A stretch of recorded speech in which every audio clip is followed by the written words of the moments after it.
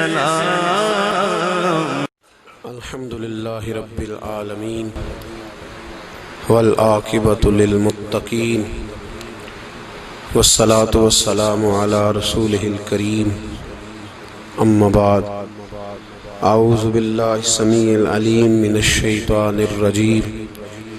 بسم اللہ الرحمن الرحیم. من عمل صالحا من ذکر او انثى وهو مؤمن فلنحيينه حياة طيبة. قال اللہ تبارک و تعالی فی مقام آخر: ومن اعرض عن ذکری فإن له معیشة ضنکا. صدق اللہ العظیم وصدق رسولہ النبی الکریم. ان اللہ وملائکتہ یصلون علی النبی یا ایہا الذین آمنوا صلوا علیہ وسلموا تسلیما. اللہم صلی علی سیدنا و مولانا محمد معدن الجود والکرم وآلہ وصحبہ وبارک وسلم. عزیز دوستو، انسانی زندگی اثرات لیتی ہے. اچھے اثر بھی ہوتے ہیں، برے اثر بھی ہوتے ہیں. انسان کو موسم کا اثر بھی ہوتا ہے، انسان پر اس کے خاندان کا اثر بھی ہوتا ہے، انسان پر صحبت کا اثر بھی ہوتا ہے. بالکل اسی طرح انسان پر اس کی نیکی کا اثر بھی ہوتا ہے اور گناہوں کا اثر بھی ہوتا ہے. نیکی دل کو سکون دیتی ہے، گناہ انسان کو پریشان کر دیتے. نیکی اللہ کی رحمت کو متوجہ کرتی. پھر حالت یہ ہوتی ہے کہ انسان اپنی ان پریشانیوں کا حل کہیں اور ڈھونڈتا پھرتا ہے، حالانکہ جب گناہوں کی بیماری لگے تو اس کی شفا توبہ میں ہوتی ہے، اس کا حل اللہ کے حضور معافی مانگنے میں ہوتا ہے، پہچاننے میں ہوتا ہے کہ مجھ سے کہاں غلطی ہو گئی، کس جگہ جا کے کمزوری میں نے دکھائی.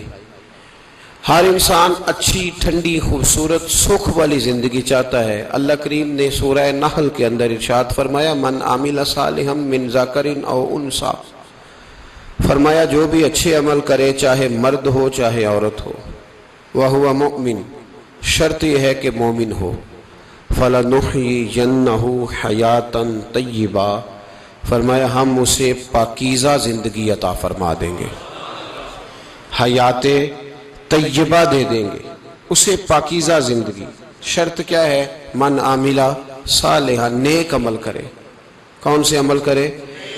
اٹھنا بیٹھنا، کھانا پینا، چلنا سونا جاگنا محتاط ہو اس کا، وہ نیکی کرے. قرآن پاک کے لفظوں کے حسن پر غور فرمائیے گا. فرمایا فَلَنُحْيِيَنَّهُ حَيَاةً طَيِّبَةً، ہم ضرور اسے پاکیزہ زندگی عطا فرما دیں. صاف ستھری زندگی، معیاری زندگی، خوبصورت شب و روز، آئیڈیل زندگی جس کو لوگ کہیں گے، وہ والی زندگی اسے دیں. اور دوسرے مقام پر سورہ طٰہٰ کی آیت نمبر 124 میں فرمایا: وَمَنْ أَعْرَضَ عَنْ ذِكْرِي، جو ہمارے ذکر سے منہ پھیرے گا، جو ہمارا کھا کے چہرہ کسی اور طرف کرے گا، جو چلے گا ہماری زمین پر لیکن توجہ کسی اور طرف ہوگی، آسمان کی چھت ہماری بنائی ہوئی لیکن اس کے خیالات کہیں اور ہوں گے، فَإِنَّ لَهُ مَعِيشَةً ضَنْكَا، فرمایا ہم اسے تنگ زندگانی عطا کر دیں گے. اس کی زندگی تنگ ہو جائے گی، اس کی معیشت تنگ ہو جائے گی. گناہ زندگی کو تنگ کر دیتے ہیں، نیکی زندگی میں آسانی پیدا کرتی ہے. آپ کو اگر زندگی میں سکون چاہیے ہو تو آپ کسی غریب کی خدمت کر کے دیکھیں، اللہ کتنا سکون عطا کرتا ہے. آپ بڑے پاورفل بھی ہیں، بڑے طاقتور بھی ہیں اور بڑے باوقار بھی ہیں، لیکن کسی کو گالی دے کے آپ کا دل کبھی ٹھنڈا نہیں ہوگا، تکلیف ہوگی، اس کے اندر آزمائش ہوگی. ڈاکٹر ریسرچ کرتے ہیں، ڈاکٹر وہ کہتے ہیں گناہ کرنے سے آدمی جسمانی طور پر کمزور ہوتا ہے، لیکن وہی عمل اگر وہ بطور نیکی کرتا ہے تو اللہ اس میں اسے قوت عطا فرماتا ہے. اسی عمل میں اللہ اسے قوت عطا کر دیتا ہے. میں صرف اشارہ دے رہا ہوں، اس بات کی تفصیل میں نہیں جانا چاہتا میرے عزیز یہ یاد رکھیں کہ نیکی آپ کو سکون دے گی، نیکی آپ کو ٹھنڈا کرے گی۔ اللہ تبارک و تعالیٰ نے قوموں پہ عذاب نازل کیا، اور قرآن مجید فرقان حمید نے ان قوموں کے تذکرے بیان فرمائے۔ بھائی کس لیے بیان کیے؟ کہ ہم عبرت حاصل کریں، ہم یہ غور کر لیں کہ یہ کام ہم نے نہیں کرنا، اس کام سے ہم نے بچنا ہے، ہم نے غور کرنا ہے کہ یہ چیز ہمارے اندر۔ لوگ کہتے ہیں نہیں جی نہیں، ہم پہ یہ عذاب نہیں آئے گا، بالکل نہیں آئے گا، اس میں شک نہیں۔ پر اللہ نے بیان کس لیے کیا تھا؟ بیان کیا قرآن مجید معاذ اللہ کسی ایسی چیز کا بیان کرتا ہے جس کی ضرورت نہ ہو؟ قرآن پاک نے ایک ایک حرف ایسا بیان کیا جس کی مسلمان کو ضرورت تھی۔ قوم نوح کا ذکر فرمایا قرآن پاک نے۔ حضرت نوح علیہ السلام کی قوم کو حضرت نوح علیہ السلام نے 1500 سال سمجھایا ہے۔ 15، کچھ لوگوں نے 950 سال لکھا ہے نا، اعلیٰ حضرت نے لکھا ہے 1500 سال عمر ہوئی حضرت نوح علیہ السلام کی۔ اللہ تعالیٰ بندے کو جلدی سزا نہیں دیتا، بلکہ قرآن مجید میں ایک جگہ رب کریم اس طرح بھی فرماتا ہے کہ جب بندے مجھے بھول جاتے ہیں تو میں ان کے لیے نعمتوں کے دروازے کھول دیتا ہوں۔ بندہ سمجھتا ہے کہ میں کچھ تو ہے نا کہ میرے اندر کہ میں جدھر جاتا ہوں خیر ہی خیر ہو جاتی ہے، وہ سمجھتا ہے کہ میری عقل ہے، حالانکہ اللہ اسے ڈھیل دیتا ہے۔ اللہ اسے ڈھیل دیتا ہے۔ گناہوں کی سزا کے 3 طریقے ہیں۔ ایک ہے متنبع کرنا، تنبیہ کرتا ہے اللہ، بندہ متنبع ہو جاتا ہے، یہ اللہ کا بہت بڑا احسان ہوتا ہے۔ ایک ہوتا ہے مہلت دینا، اور ایک تیسرا ہوتا ہے اللہ خفیہ تدبیر کرتا ہے۔ تھوڑا سا سمجھیے گا، انسان پر کوئی آزمائش آئی، فوراً اس کی چھٹی اس نے کہا کہ وہ فلاں جگہ غلطی کی تھی تب ایسا ہوا ہے۔ ہوتا ہے نا کئی دفعہ، آواز آتی ہے نا اندر سے، چلیں بول دیں کچھ نہیں ہوتا آپ کو، اللہ جانتا ہے یہاں کوئی کچھ نہیں کہے گا آپ کو، اور ہماری تو ویڈیو بھی نہیں گھومتی، یعنی خبر بھی نہیں ہو کہ کس نے ہاں کر دی کس نے نہ کر دی۔ آپ بغیر ٹینشن کے بات چیت کریں، آج کچھ نہیں ہوتا انشاءاللہ تعالی۔ آتی ہے اندر سے آواز؟ میں آپ سے اس لیے ان چیزوں کی تصدیق کراتا ہوں کہ باقیوں کو بھی آتی ہے کہ نہیں، اس لیے تصدیق۔ کبھی کوئی کسی جگہ انسان پریشان ہوتا ہے تو محسوس کرتا ہے کہ وہاں مجھ سے ہوتا ہے نا جی، جس کو یہ نصیب ہو جائے بڑا خوش نصیب آدمی ہے۔ حضرت مولا علی فرماتے ہیں اگر تجھے دنیا میں سزا مل گئی تو بچ گیا ہے، سمجھ پھر اللہ کرم کرے گا، آخرت میں سزا نہیں دے گا۔ اور یہ یاد رکھ لے، وما اصابکم من مصیبت فبما کسبت ایدیکم ویعفو عن کثیر۔ اللہ فرماتا ہے دنیا میں تجھے جو بھی تکلیف پہنچتی ہے وہ تیرے ہاتھوں کے کرتوتوں کی وجہ سے پہنچتی، ویعفو عن کثیر، فرمایا کثیر گناہ تو میں ویسے ہی معاف کر دیتا ہوں۔ یہ جو تیری زندگی میں دکھ ہے نا، یہ بھی میری قلیل سزائیں ہیں۔ یہ کثیر پر سزا، یہ قلیل ہے، قلیل یہ جو تمہاری زندگی میں تکلیفیں۔ انسان کو سزا ملتی۔ حضرت فضیل بن عیاض رحمۃ اللہ تعالی علیہ گھوڑے پہ بیٹھے تھے، گھوڑا شرارت کرنے لگ گیا، اچھلنے لگ گیا، کودنے لگ گیا، تو حضرت فضیل بن عیاض نیچے اترے، ایک کونے میں جا کے نماز کی نیت باندھ لی، 2 رکعت نماز پڑھی، پھر دیر تک استغفار پڑھتے رہے، روتے رہے، دعا کرتے رہے، واپس آئے۔ خادم عرض کرنے لگے حضور سمجھ نہیں آئی، گھوڑے نے تھوڑی سی شرارت کی، وہ بدکا ہے، آپ نے اس کو چھوڑا ہے اور چھوڑ کر کے آپ نماز میں لگ گئے۔ تو حضرت فضیل بن عیاض فرمانے لگے جب بندہ اللہ کی نافرمانی کرتا ہے نا تو جو چیزیں اس کی فرما بردار ہوتی ہیں وہ اس کی نافرمانی کرنے لگ جاتی۔ تو مجھے محسوس ہوا تھا کہ میں نے کہیں اللہ کی نافرمانی کی ہے، اس لیے ایسا ہوا ہے کہ میرے گھوڑے نے میری، تو میں توبہ کرنے لگا ہوں، اور اب دیکھتا ہوں بیٹھ کے بھلا کیا ہوتا ہے۔ میں نے سچی توبہ، حالانکہ مجھے یاد نہیں کہ میں کہاں بولا، پر کھری اور سچی توبہ کی۔ دوبارہ گھوڑے پہ بیٹھے تو گھوڑا بالکل صحیح ہو کے ساتھ چلنے لگ گیا۔ میرے بھائی جب یہ تنبیہ ہے اللہ کی طرف سے، یہ متنبع کیا جاتا ہے کہ تو بعد آ جا۔ بہت ساری جگہوں پہ انسان کو وقتی طور پر اگر سزا مل جائے، نبی پاک علیہ السلام کی خدمت میں ایک صحابی آئے، بات مضبوط کر دوں، واقعہ سنایا ہے نا تو کچھ لوگ سمجھتے ہیں کہ یہ واقعہ ہے، تو میں ایک حدیث پاک امام بہقی کی لکھی ہوئی عرض کرتا ہوں۔ نبی پاک علیہ السلام کے ایک صحابی آئے اور ان کا سر پھٹا ہوا تھا، خون بہ رہا تھا۔ سرکار نے فرمایا کیا ہوا؟ عرض کی حضور ایک عورت جا رہی تھی، میری نظر پڑی، ابھی نظر پڑی ہے کہ میرے آگے ستون آ گیا تو میرے سر پہ لگ گیا۔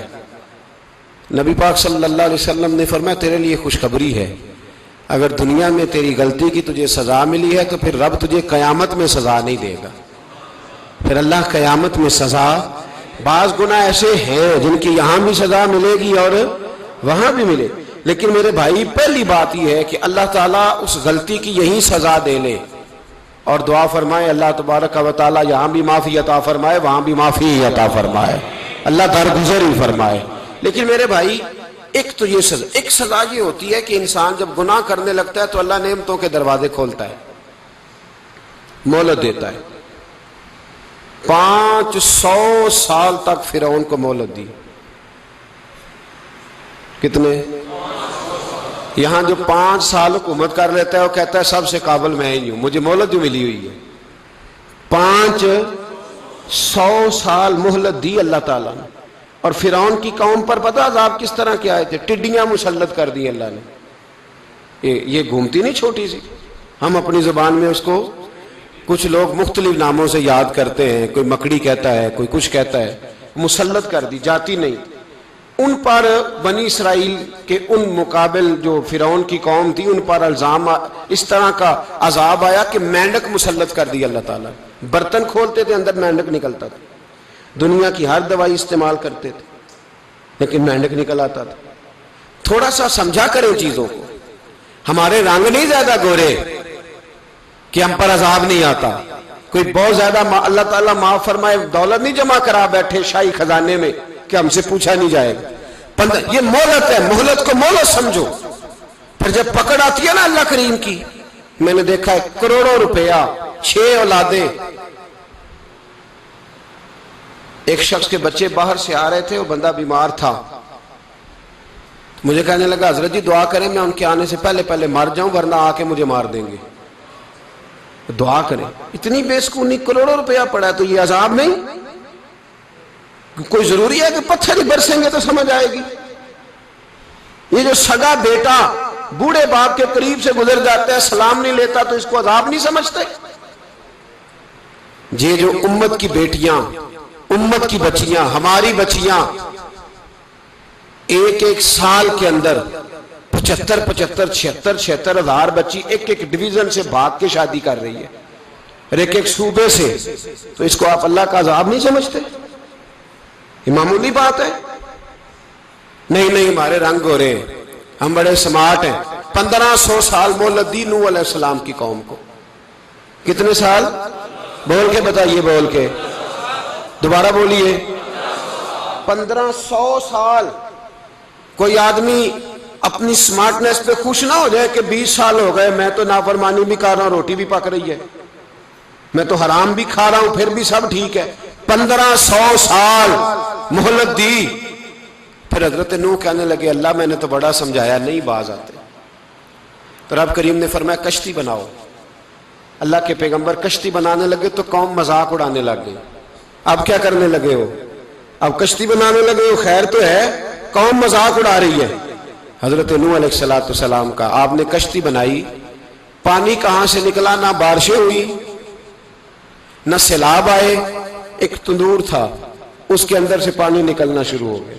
کبھی تندور سے بھی پانی نکلا ہے، پر جب نکالنے والا چاہتا ہے تو وہاں سے بھی ایک تندور سے پانی نکلا، اتنا نکلا اتنا نکلا اتنا نکلا کہ قوم ساری ڈوب گئی۔ قرآن مجید کے صفحات شہادت دیں گے کہ حضرت نوح کی قوم کا بچہ بہ گیا، بچے صرف وہ تھے جو حضرت نوح کے ساتھ ہو گئے، تباہ ہو گئی۔ اللہ بے نیاز ہے، بے نیاز۔ 1500 سال مہلت ملے اور تو پھر بھی کہے رب بڑا کریم ہے معاف کر دے گا۔ 1500 سال تجھے گنجائش دے اور تو کہے کوئی نہیں، بات معافی ملنی چاہیے ابھی بھی۔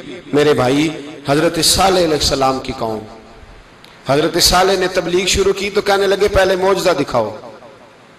جی آج تو نہیں لوگ معجزے مانگتے ہیں، آج بھی لوگ کرامتے اور معجزے، اللہ معاف کرے، جو چیزیں معجزہ تو ہو نہیں نہ سکتا، لیکن آج بھی لوگ، آپ یقین کریں، کہتے ہیں یہ بڑی نمازیں پڑھتا ہے تو پھر بخشا کیوں نہیں گیا، پھر کیوں نہیں منو سلوا کیوں نہیں اترا اس پر، پھر میں بھی اسی طرح ہی ہوں، کیا اس کے اندر خوبی آ گئی؟ مولوی بھی ویسے ہی ہے، صوفی بھی ویسے ہی ہے، لوگ مانگ نہیں رہے، لوگ دلیلیں مانگ نہیں رہے، ابھی بھی لوگ بحث نہیں کرتے، کیا فرق آ گیا جی، ویسے ہی ہیں سارے۔ اللہ تعالیٰ سے ڈرنا چاہیے، ہمیں سامنے والے کی طرف دیکھ کر صحیح ہونے کا حکم نہیں ہے، ہمیں اپنی اصلاح کا حکم ہے، اپنی طرف دیکھ کے اپنے آپ کو ٹھیک کرنے کا۔ الزام لگا کے گزر جانا اس کا کوئی مطلب، سنو اور یاد رکھو۔ حضرت صالح علیہ السلام سے کہنے لگے پہلے معجزہ دکھائیں، تو حضرت صالح علیہ السلام نے فرمایا اونٹ کہاں سے پیدا ہوتے ہیں؟ کہا اونٹنی کے بطن سے۔ فرمایا آؤ میں تمہیں پہاڑ کے اندر سے اونٹنی پیدا کر کے دکھاتا ہوں۔ کہاں سے؟ پہاڑ کے اندر سے۔ حضرت نوح ساتھ لے کے گئے تو پہاڑ کے اندر سے اونٹنی نکلی، اور اونٹنی بھی گابن تھی، اس کے پیٹ میں بچہ، اور اونٹنی اتنا دودھ دیتی تھی کہ ساری بستی دودھ پی جاتی تھی، پھر بھی دودھ بچ جایا کرتا تھا۔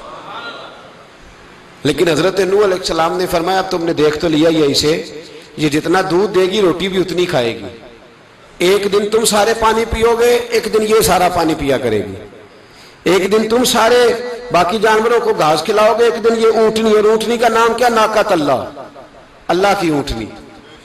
کس کی اونٹنی؟ نام کیا ہے؟ اللہ کی، یہ اللہ کی اونٹنی ہے۔ تو حضرت نوح علیہ السلام کی اونٹنی، فرمایا اس کی بے ادبی نہ کرنا۔ باز نہیں آئے لوگ، باز نہیں آئے، کہنے لگا جی دودھ دینا تو ٹھیک ہے، پر یہ جو سارا پانی پی جاتی ہے نا یہ صحیح نہیں، یہ جو ساری گھاس کھا جاتی ہے یہ نہیں ٹھیک، دودھ دینا تو ٹھیک ہے پر یہ نہیں صحیح۔ آپ نے فرمایا اسے کچھ نہ کہنا، اللہ کی اونٹنی ہے۔ میں کہا کرتا ہوں ان لوگوں نے ناقۃ اللہ کی بے ادبی کی، حضرت نوح علیہ السلام کی اونٹنی کی ٹانگیں کاٹ دی، صالح علیہ السلام کی۔ اور دیکھو اللہ بڑا بے نیاز ہے، اگر پیدا کرنا جانتا ہے تو حفاظت کرنی نہیں جانتا، لیکن رب کریم نے فرمایا نہ کرنا۔ انہوں نے ان کے پیر کاٹ دیے، کانوں پہ چھریاں لگائیں۔ اونٹنی جب مر گئی، اونٹنی اللہ تبارک و تعالیٰ کی وہ اونٹنی جب مر گئی تو حضرت صالح علیہ السلام کی قوم پر رب کریم نے زلزلہ بھیجا۔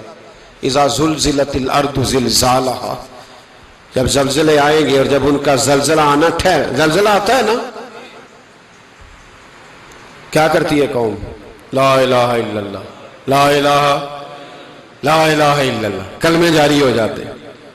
بلکہ ایک دفعہ ایسا بھی ہوا کہ مسجدوں میں اعلان ہونے لگے زلزلہ آ رہا ہے، جو فجر کے لیے نہیں اٹھے زلزلے کے لیے وہ بھی اٹھ گئے، جن کا دعویٰ ہے نا میری سویرے آنکھ نہیں کھلتی، ان کی لگی نہیں کتنے گھنٹے، بعد میں بھی نہیں لگی، ٹی وی پہ اعلان ہوتے رہے کوئی نہیں آ رہا سو جاؤ چپ کر کے، لیکن آنکھ لگی۔ موت سے تو ڈرتا ہے، اللہ سے ڈرتا ہی نہیں، موت کا خوف ہے رب کا نہیں۔ زلزلہ آیا ساری قوم تباہ ہو گئی۔ بتاؤ اگر ناقۃ اللہ کی گستاخی ہو تو اللہ ناراض ہو جاتا ہے، اور اگر اولیاء اللہ کی ہو، اگر اولیاء اللہ کی ہو تو رب ناراض نہیں ہوتا؟ شرم نہیں آتی لوگوں کو داتا صاحب کی بے ادبی کرتے، شرم نہیں آتی لوگوں کو غوث اعظم کی گستاخی کرتے، حیا نہیں آتی جنہوں نے دین پھیلایا ان کی بے ادبی؟ میں درد سے کہتا ہوں، رو کے کہتا ہوں، اور اگر کلیجہ پھٹ سکے تو میں دکھاؤں زخم کتنے۔ ایک حج کے موقع پر ایک بابا جی، اس سال 4,80,000 روپے کا پرائیویٹ حج تھا، اور بابا جی کی کیفیت کمزور تھی، بیچارے بیمار تھے، اس کے باوجود وہ گئے۔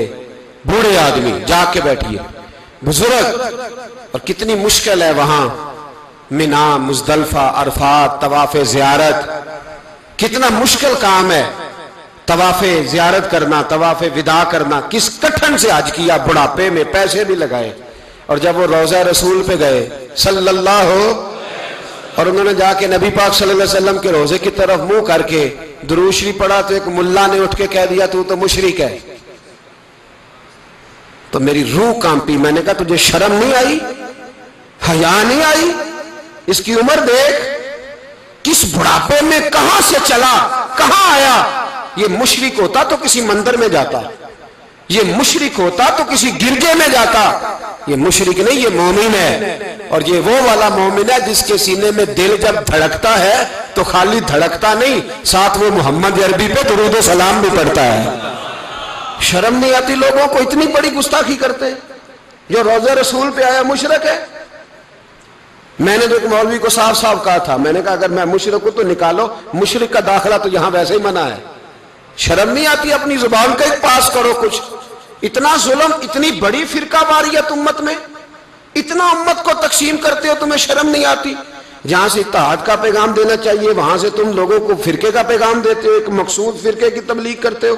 خدا را تو میں کہہ رہا ہوں ناقت اللہ کی بے ادبی پہ عذاب آتا ہے تو اولیاء اللہ کی بے ادبی پہ نہیں آتا؟ داتا صاحب ساری زندگی تبلیغ کرتے رہے، ایک آدمی نے اٹھ کے کہہ دیا جناب وہ تو شرک کا اڈا ہے، تو رب کریم ناراض نہیں ہوتا ان باتوں سے؟ ہمیں خیال کرنا چاہیے، اللہ سے ڈرنا چاہیے، ان چیزوں سے عذاب آتا ہے اور آ رہا ہے، اللہ تعالی ہمیں محفوظ فرمائے۔ اللہ ہمیں اس سے، قوم لوط پہ بھی عذاب آیا، ہم جنس پرستی، مرد مردوں سے بدکاری کرتے، حضرت نوح نے سمجھایا کہ یہ کام درست فطرت کے خلاف ہے، یہ کام درست نہیں۔ جب انسان یہ کام کرتا ہے تو زمین اور آسمان کانپتے ہیں۔ اب میں کیسے کھول کے بتاؤں، میرے پاس اعداد و شمار ہیں کہ پاکستان کے اندر اس کام کی کیفیت کیا ہے اور کس طرح کر کے لوگ، میں تو رونا روتا رہتا ہوں داڑھی کا۔ لوگ کئی دفعہ کہتے ہیں حضرت صاحب پہلے بھی آئے تھے تو داڑھی کی بات، پھر بھی آئے تو داڑھی کی بات، تو میں رونا روتا ہوں۔ اس لیے روتا ہوں کہ جو کلین شیو نوجوان ہوتا ہے وہ امرد کے حکم میں ہے، اس پر وہی حکم لگتا ہے جو عورت پہ لگتا ہے، اس کے ساتھ مرد کا اٹھنا بیٹھنا اسی طرح ناجائز ہے جس طرح عورت کے ساتھ۔ حضرت جنید بغدادی رحمت اللہ تعالیٰ علیہ کے سامنے ایک شخص نے کہا وہ کتنا خوبصورت نوجوان جا رہا ہے، تو آپ فرمانے لگے تو حافظ قرآن نہیں؟ کہا ہاں۔ فرمانے لگے جا اپنے حفظ کی خیر بنا۔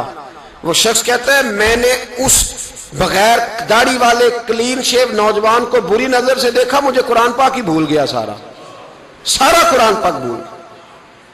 اور کتنے سال میں دعائیں کرتا رہا، بیت اللہ کے طواف کرتا رہا، میں یاد بھی کرتا تو نہیں ہوتا۔ کیسے اب تو ہمارا نعت کہاں بیوٹی پارلر سے ہو کے آتا ہے، ہم کسی اور کو کیا پیغام دیں؟ وہ پیغام، وہ نظام، وہ طریقہ کار جس کا حکم تھا شریعت میں، قوم لوط پر عذاب آیا۔ صحیح بیٹھتے ہوں گے بچے جو موٹر سائیکلوں پہ بیٹھتے ہیں، میں نے گجرانوالہ کی سڑکوں پہ بچوں کو، نوجوانوں کو جو تماشے کرتے سر عام دیکھا ہے تو مجھے ڈر لگتا ہے، اور کوئی روکنے والا نہیں، شغل ہو رہا ہے، ہنس رہے ہیں، اور سامنے عورتیں بھی ہیں، سب ہو رہا ہے۔ کتنی تکلیف کی بات۔ حضرت نوح کی قوم یہ کام کرتی تھی، قرآن پاک نے بیان کیا ہے۔ حضرت نوح نے سمجھایا، فرمایا رب کریم نے تمہیں اپنی خواہش پوری کرنے کے لیے جائز طریقہ عطا فرمایا، عورتوں سے نکاح کرو، اور اس نکاح کی برکت سے جو اللہ تمہیں اولاد دے گا اس کو اللہ تبارک و تعالیٰ تمہارے لیے باعث بخشش بھی فرمائے گا۔ لیکن جب قوم نہ مانی تو جو قوم لوط کا عمل کرے اس کا علاج قرآن نے بیان فرمایا کہ آسمان سے پتھر برسیں گے، پھر پتھر برسے، اور جن کے بڑے بڑے اچھے دماغ تھے ان کے دماغ چکنا چور کر دیے گئے، تباہ کر دیے گئے، ان کے دماغ زمین پر بچھاڑ دیا گیا۔ اللہ مہلت دیتا ہے، لیکن اس کا مطلب یہ نہیں کہ انسان توبہ ہی نہ کرے۔ حضرت شعیب علیہ السلام کی قوم پر بھی عذاب آیا، اس لیے کہ بددیانتی کرتی تھی، ناپ تول میں کمی کرتی تھی۔ میں نے کہا تھا شب قدر کی رات کہ یہ کوئی تماشا ہے کہ شب رات آئی تو ساری رات روتے رہے، یا اللہ معاف کر دے، یا اللہ معاف کر دے، رو رو کے چیخے مار مار روئے۔ شب قدر آئی تو پھر چیخے ماری، ساری رات روئے۔ تو جس بندے کا پروگرام ہی نہیں سویرے بدلنے کا، دکان پہ بیٹھ کے پھر وہی ناپ تول میں کمی، پھر وہ اللہ تعالیٰ معاف کرے۔ میں ایک مضمون پڑھ رہا تھا تو وہ فوڈ کے اسپیشل لوگ تمہیں لکھا تھا مہربانی کرو ملاوٹ ہی اچھی چیز کی کر لو، مرچ میں کیری تو نہ ملاؤ اینٹوں کی، وہ تو بیمار کرتی ہے، وہ تو خون کی آنتوں کو روک دیتی ہے۔ وہ کہنے لگا، اور وہ کہتا میں تمہیں بتاتا ہوں کون کون سی چیز ملائی جا سکتی ہے، وہ ملا لو۔ خدا را اس قوم پہ رحم کرو، مہربانی۔ ایک دوست ہے ہمارے، میں وزیر آباد میں ان کے گھر بیٹھا تھا تو ایک میڈیکل، میرا کسی شخص پہ اعتراض کرنے کا میں مجموعی بات کرتا ہوں۔ میں ایسے ڈاکٹروں کو جانتا ہوں جو اللہ تعالیٰ فضل کرے سچ مچ کے نیک ہیں، اچھے لوگ۔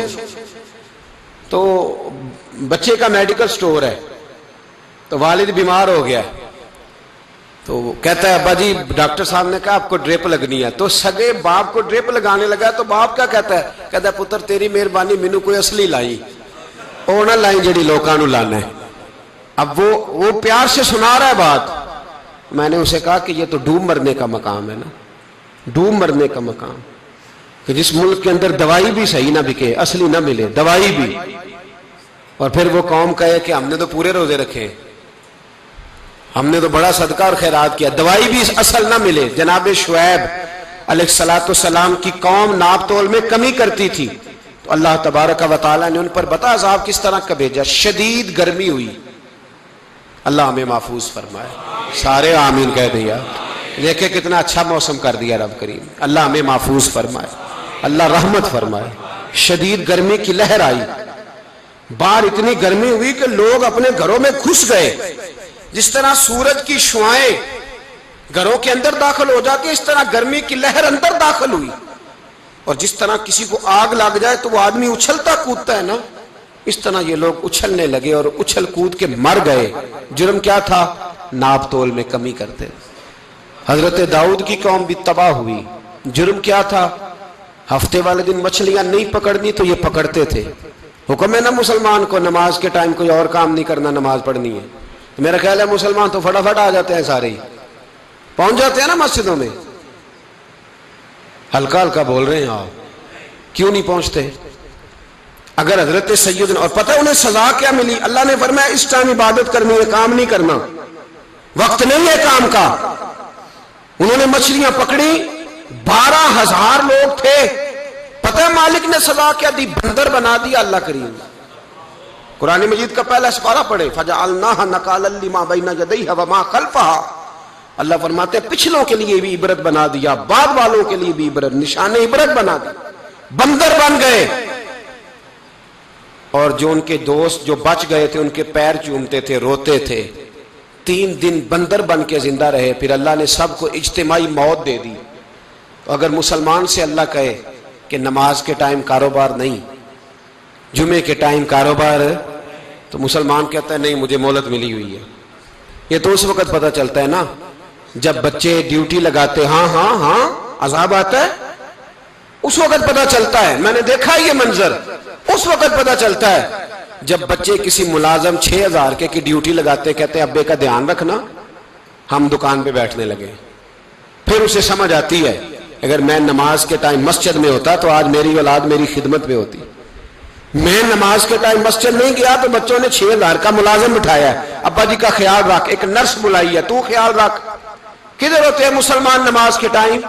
ایک عیسائی نے اعتراض کیا ہے، سنیں، وہ کہتا ہے مجھے لگتا ہے مسلمانوں کے 3 خدا ہیں۔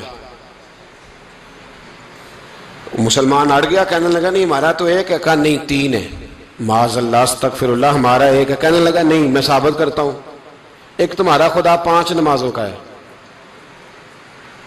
ایک رمضان کا ہے، ایک عید کا ہے۔ لگتا ہے معاذ اللہ عید والا زیادہ تگڑا ہے، تم زیادہ آتے ہو۔ رمضان والا لگتا ہے اس سے کچھ کمزور ہے، تم تھوڑے آتے ہو۔ اور 5 نمازوں والا شاید سب سے کمزور ہے۔ بات عقل کی ہے کہ نہیں؟ اس نے اعتراض ٹھیک کیا تو مسلمان کو چاہیے نا خیال کرے۔ ایک یہودی نے لکھا تھا، اس نے کہا تھا جس دن مسلمانوں کی تعداد فجر کی نماز میں اتنی ہو گئی جس دن جتنی جمعے میں ہوتی ہے، اس دن نہ کوئی یہودی سازش کرے گا نہ کوئی عیسائی تلوار نکالے گا۔ شرط یہ ہے کہ یہ اسی طرح فجر پڑھنے آئیں جس طرح جمعہ پڑھنے آتے ہیں، تو پھر کوئی شخص بھی ان کو کسی جگہ شکست دے سکتا تو اپنے ہمارے گناہ ہمیں پریشان کرتے۔ یہ جتنی آزمائشیں ہیں ان کے پس منظر میں گناہ ہیں۔ ہماری زندگی کے اندر جتنی تکلیفیں، ہماری پریشانیوں کا سبب ہم خود ہیں۔ بہت ساری جگہوں پہ ہم غلطی کرتے ہیں، اس کی ہمیں سزا ملتی ہے، غلطی کی سزا۔ ایک نوجوان نے مجھے بڑی گہری بات سنائی، میرا قریبی تعلق تھا، کہنے لگا گھر میں بڑا مسئلہ ہے، بڑی پریشانی ہے، ماں اور بیوی کا ماحول اتنا سخت ہو گیا ہے کہ نمٹ نہیں سکتا۔ آپ یقین کریں میں نے ڈیٹیل سے ساری چیز کو سٹڈی کیا، میرے پاس اتنا وقت نہیں ہوتا، پھر بھی میں نے اس فیملی کو پورا پڑھا تو غلطی نوجوان کی نکلی۔ نہ اس پہ اماں اعتبار کرتی ہے نہ بیوی اعتبار کرتی ہے۔ اس نے جھوٹ بول بول کے اس طرح کی ماحول پیدا کر دیا ہے کہ کوئی اس پر اعتماد کرنے کو تیار ہے۔ اگر آپ ناراض نہ ہو تو ایک بات کروں، پتہ ہے گھر میں ماحول کب خراب ہوتا ہے؟ باہر والے ہماری تقریر سنتے ہیں، گھر والے ہمارا عمل دیکھتے ہیں۔ جب وہ دیکھتے ہیں نا کہ یہ کس طرح کا شخص ہے، اس کے رویے، اس کا کردار، اس کا لب و لہجہ کتنا برا ہے اور یہ کردار کا کتنا کمزور ہے۔ اعلیٰ حضرت فرمایا کرتے تھے نیک وہ ہوتا ہے جس کی تنہائی صاف ستھری ہوتی ہے۔ اس لیے ماحول بگڑ جاتا ہے. یہ جو ہم کہتے ہیں نا میرے سجن بڑے بنتے ہیں پھر ٹوٹ جاتے ہیں، کچھ لوگ ایسے ہوتے ہیں جو ان کے پاس جاتا ہے انہی کا ہو جاتا ہے، وہ کہیں اور کے قابل کیوں بھلا؟ اس لیے کہ ان کے کردار میں ٹھنڈک دیکھتا ہے، ان کے لب و لہجے میں مٹھاس دیکھتا ہے، اس شخص میں اتنی خوبصورتی دیکھتا ہے کہ اسی کا بن جاتا ہے. حضرت ابراہیم بن ادم کے پاس ایک نوجوان آیا، کہنے لگا میں گناہ کرنا چاہتا ہوں. فرمانے لگا بالکل کر، اللہ کا دیا ہوا رزق کھانا چھوڑ دے اور گناہ کر. کہنے لگا یہ نہیں ہو سکتا. فرمانے لگے چل پھر اس طرح کر، رب کی زمین پہ نہ رہ، کسی اور کی زمین پہ چلا جا. کہنے لگا یہ بھی نہیں ہو سکتا. فرمانے لگے چل اللہ کی چھت سے نکل جا. کہنے لگا یہ بھی نہیں ہو سکتا. تو آپ رو پڑے. فرمانے لگے پھر جناب اسرائیل جب آئیں تو ان سے کہنا مجھے 2-3 سال کی مہلت دے دے، پچھلی میری گناہوں میں گزر گئی، میں ذرا 3 سال عبادت کر لوں. تو وہ شخص بھی رونے لگا، کہنے لگا حضور وہ مہلت نہیں دیتے، وہ جب لینے آتے ہیں تو پھر لے کے اللہ تعالیٰ نے جب انسان بنانا چاہا نا تو جناب جبریل کو کہا مٹی لے کے آ زمین سے. حضرت جبریل نے مٹی پہ ہاتھ ڈالا تو باقی کی مٹی رونے لگ گئی، اسے جدا نہ کر. تو جناب جبریل چھوڑ کے چلے گئے. حضرت میکائیل کو بھیجا مٹی لا، مٹی پہ ہاتھ ڈالا تو باقی کی مٹی رونے لگ گئی، چھوڑ کے چلے گئے. جناب اسرائیل کو بھیجا، مٹی پہ ہاتھ ڈالا تو باقی کی رونے لگ گئی، چھوڑ کے نہ جاؤ. تو حضرت اسرائیل فرمانے لگے تیرا رونا دیکھو کہ رب کا حکم دیکھو. وہ لے گئے، جب پیش کی تو رب کریم نے فرمایا اسرائیل جان نکالنے کی ڈیوٹی بھی تیری، تو مٹی کو لے آنا، باقی مٹی روتی بھی رہے تو روتی رہے، جب میرا فیصلہ آ جائے تو پھر اس میں کوئی گنجائش.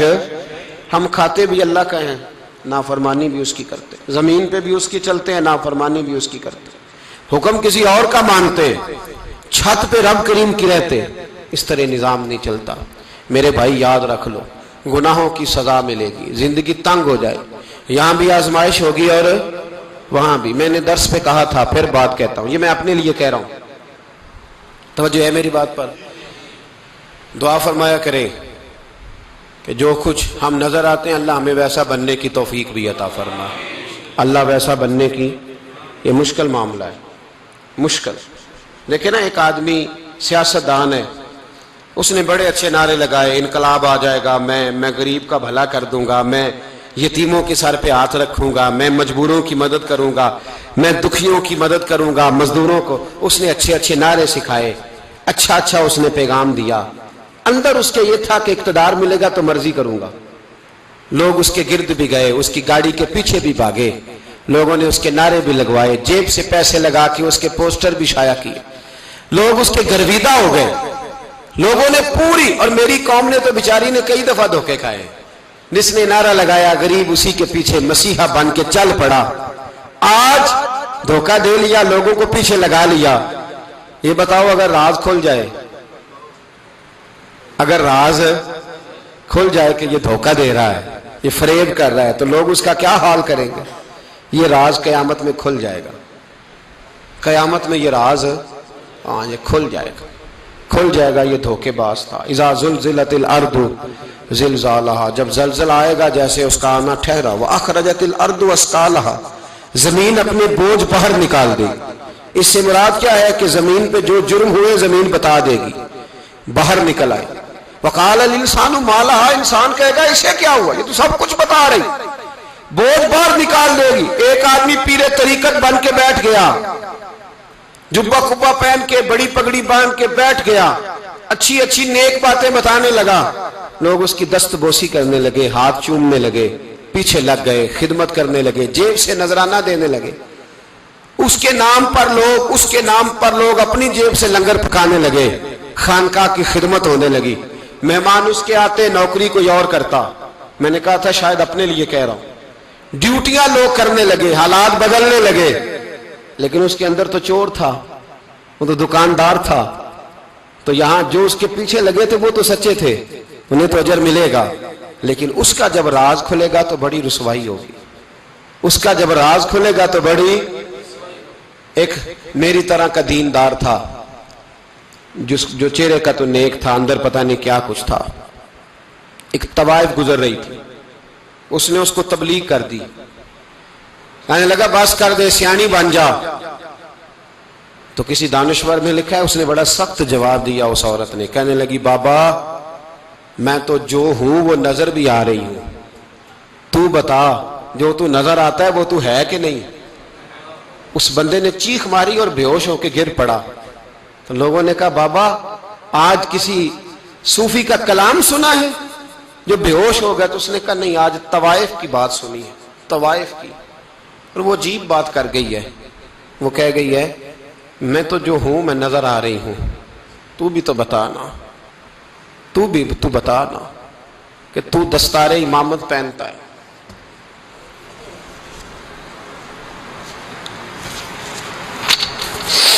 تو بتا تو جو کہلاتا ہے تو وہ ہے کہ نہیں؟ یہ وقال الانسان ما لہا، یہ راز قیامت میں کھلے گا۔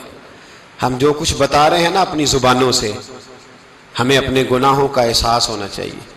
ایسا نہ ہو کہ جب سزا ملے تو پھر اس طرح کی ملے کہ دوبارہ کسی کو کوئی منہ دکھانے کے قابل نہ رہے۔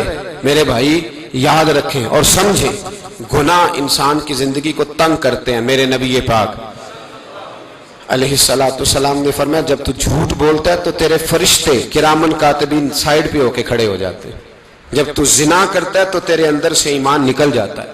اور نبی پاک علیہ السلام نے فرمایا جب میری قوم میں ناانصافی عام ہو جائے گی تو قتل بھی عام ہو جائے گا۔ اور سن لو لکھ لینا یہ حدیث دل کی تختی پر، نبی پاک علیہ السلام نے فرمایا جب میری قوم میں بے حیائی اور بدکاری عام ہو جائے گی تو دو سزائیں اللہ دے گا، ایک تو جوان موتیں آئیں گی، جوان بچے کچھ بھی نہیں دیکھا چلے گئے، اور دوسری سزا اللہ یہ دے گا کہ ایسی بیماریاں آئیں گی جن کا علاج نہیں ملے گا، ایسے امراض پھوٹ پڑیں گے۔ اگرچہ میں آپ کو ایسی تقریر بھی سنا سکتا تھا جس پہ آپ بہت زیادہ محظوظ ہوتے، پر میں نے اس جمعے میں ایسا موضوع چنا ہے جس کا ہمیں خاص ضرورت ہے۔ بھائی دیکھیں تو صحیح کہ ایسا تو نہیں کہ ہم ان عیبوں میں مبتلا ہیں۔ میرے نبی کریم علیہ السلام نے فرمایا جب تم نیکی کا حکم دینا اور برائی سے منع کرنا چھوڑ دو گے پھر اللہ تم پر ظالم حکمران مسلط کرے گا۔ اور اگلے لفظ اس سے بھی زیادہ سخت ہیں، محبوب فرمانے لگے پھر تمہاری نیک لوگ دعائیں بھی کریں گے تو اللہ وقتی طور پر ان کی دعاؤں کو بھی قبول نہیں فرمائے گا، اس لیے کہ تم لوگوں نے نیکی کا حکم دینا اور بھلائی سے روکنا چھوڑ دیا۔ عزیزو یاد رکھو جب گناہ عام ہوتے تو پھر حالات بدلتے اور لوگوں کو سزا ملتی ہے ان کے گناہوں کی، بلکہ یہاں تک لکھا ہے کہ نیت خراب ہو تو سزا شروع ہو جاتی۔ کیا خراب ہو؟ بولیے گا۔ نیت بھی خراب ہو تو سزا۔ حضرت رومی کہتے ہیں کہ ایک بادشاہ کو پتہ چل گیا کہ ایک آدمی نے بڑا اچھا باغ لگایا ہے، خوبصورت باغ ہے، مالٹے کا کنوں کا باغ بڑا پیارا۔ بادشاہ نے کہا ذرا جا کے دیکھتا ہوں۔ بادشاہ سلامت باغ دیکھنے آئے تو اب وہ مزدور آدمی تھا، عام آدمی تھا جس نے باغ لگایا، کسان تھا، اس کو کہا کہ چند کنوں توڑ کے لایا تو بڑے پیارے لگے، ایک دو اور لایا، کھائے، بڑے میٹھے، بڑے پیارے، بڑے توانا، بڑا مزہ آیا۔ تو بادشاہ کے دل میں خیال آیا کہ اس پہ قبضہ نہ کر لوں باغ پہ۔ ہمارے یہاں نا کرائے پہ دکان دیتا نا مالک، تو جب کسی غریب کی چل جاتی ہے کہتا ہے تو خالی کر، میں نے خود ڈال لی ہے، چل گئی نا اس کی۔ حالانکہ رزق اپنے اپنے نصیب کا ہے، رزق اپنے اپنے نصیب کا ہے، جس کو اللہ تعالیٰ چاہتا ہے عطا کرتا ہے۔ تو اس کو کہا کہ اور توڑ کے لا، اور دل میں خیال ہے کہ یار اتنا اچھا باغ ہے قبضہ کر لیتے ہیں، ہماری حکومتیں قبضہ کر لیتی ہیں کہ جو چیز اچھی لگ جائے۔ اب وہ کسان دو تین کنوں توڑ کے لایا، اس نے کھائے تو کھٹے نکلے، ترش تھے۔ کہنے لگا تجھے کیا ہو گیا ہے؟ تو بندہ بڑا صاحب دل تھا، کہنے لگا میں تو ٹھیک ہوں، آپ اپنی نیت سے پوچھیں کہیں خراب تو نہیں ہو گئی۔ تو کنوں میں بھی اس کا اثر آ گیا ہے، اپنی نیت، تو نیتیں بگڑ جائیں نا نیتیں۔ اب ایک بات کہنے لگا ہوں، غور سے سننا، جب تک دو بھائی اکٹھے کاروبار کرتے ہیں نیت ہوتی ہے کہ ہمارا گھر چلے گا، تب تک اللہ برکت دیتا ہے، اور جب اپنی اپنی جیبیں سمیٹنے لگ جاتے ہیں نا کہ یہ میرا 5000 ہے آج میں گیا تھا اگرائی کرنے، یہ میرا 10,000 ہے آج میں نے محنت زیادہ کی، جب وہ ٹٹولنے لگتے ہیں پھر اس دکان سے بھی برکت اٹھ جاتی ہے۔ پھر وہاں سے بھی برکت چلی جاتی ہے. فَإِنَّ لَهُ مَعِيشَةً ضَنْكَ. فرمایا جب تو میں منہ پھیر لیتا ہے پھر تیری زندگی اللہ تنگ کر دیتا, پھر وہاں سے بھی برکت, خوبصورتی, اثر اٹھ جاتا ہے. ایک سنار نے گلی میں ایک یتیم چھوٹے سے بچے کو گھومتے دیکھا تو سنار بے اولاد تھا, بچے کو اٹھا کے گھر لے آیا. 18 سال اس بچے کی پرورش کی, اس کو پالا پوسا, جوان کیا. سنار کے پاس وہ دکان پہ چلا جاتا, وہ کئی دفعہ دکان پہ رہتا, کئی دفعہ گھر میں رہتا. ایک دفعہ وہ دکان پہ تھا, بچہ گھر تھا, 18 سال کا جوان. اس کی بیوی اکیلی تھی. وہ جس نے ماں بن کے پالا تھا اس نے اسی پہ حملہ کر دیا, اس کا بازو بری نیت سے تھاما. بیوی چیخی, تھوڑی دیر گزری تو وہ نوجوان پیروں میں بیٹھ گیا, کہنے لگا اماں پتہ نہیں مجھے کیا ہوا. شام کو سنار آیا, بیوی چیخنے لگی, چلانے لگی, کہنے لگی آج عجیب بات ہوئی, جس کو میں نے جگر کا خون دے دے کے پالا اسی نے گندی نظر ڈالی. سنار محو حیرت ہے. بیوی کا خیال تھا کہ لاٹھ اٹھائے گا, ڈنڈا اٹھائے گا, نوجوان کو مارے گا, لیکن وہ رونے لگ گیا. اس نے کہا آج اس نے میرا بازو تھاما ہے, جانے کیا کیا ہے. پریشان ہونے لگ گیا, سجدے میں گر گیا. کہا تو بتاتا کیوں نہیں. تو وہ سنار کہنے لگا اس کی غلطی نہیں, 18 سال کے بعد آج مجھ پر بھی شیطان سوار ہوا تھا. ایک عورت آئی تھی, وہ اپنے بازوؤں میں چوڑیاں پہننا چاہتی تھی تو میں نے بھی گندی نظر سے ہاتھ ڈالا تھا. رب کریم نے مجھے فوراً اس کی سزا دی. جن کے گھروں میں بیٹیاں ہوتی ہیں ان کی نظریں گندی نہیں ہوتی.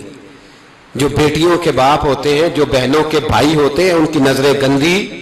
اور اگر تو ٹیلی فون کرتا ہے, تو کسی عورت کے ساتھ تعلق رکھتا ہے, تو یہ بات لکھ لے, امام فخر الدین رازی 1, علامہ اسماعیل حقی 2, ملا جلال الدین رومی 3, امام خازن 4, امام جلال الدین سیوطی 5 حدیث کے استاد اور محدث لکھتے ہیں کہ اگر تو کسی پر گندی نظر ڈالے گا تو تیرا گھر بچ سکتا, یاد رکھ نہیں بچے گا. اس لیے کہ تیری نظر کسی کی بیٹی کو بیٹی سمجھ, تاکہ تیری بچی کا پردہ قائم رہے. کسی کی بہن کو, یہ کیا بات ہوئی کہ تو جتنا مرضی گند معاشرے میں پھیلاتا رہے تیرا گھر بچا رہے, یہ کیسے ہو سکتا ہے. فَإِنَّ لَهُ مَعِيشَةً ضَنْكَ. اللہ فرماتا ہے زندگی تنگ ہو جائے گی تیرے لیے مشکل. تو ڈھونڈتا پھرے گا کہ میں مرنے کو جگہ تلاش کروں. سچی توبہ کرے, کھری توبہ کرے. یہ گناہ انسان کو مجبور کر دیتے ہیں. حضرت عبداللہ بن مبارک رحمت اللہ تعالی علیہ, ان کے سینکڑوں شاگرد تھے. ایک شاگرد کے انتقال کا وقت آیا تو گھر گئے ملنے. آپ کہتے ہیں میں نے زور لگا لیا پر اس کی زبان پر کلمہ جاری نہیں ہوا. میں اسے کہتا کلمہ پڑھ پر اس کی زبان پر جاری.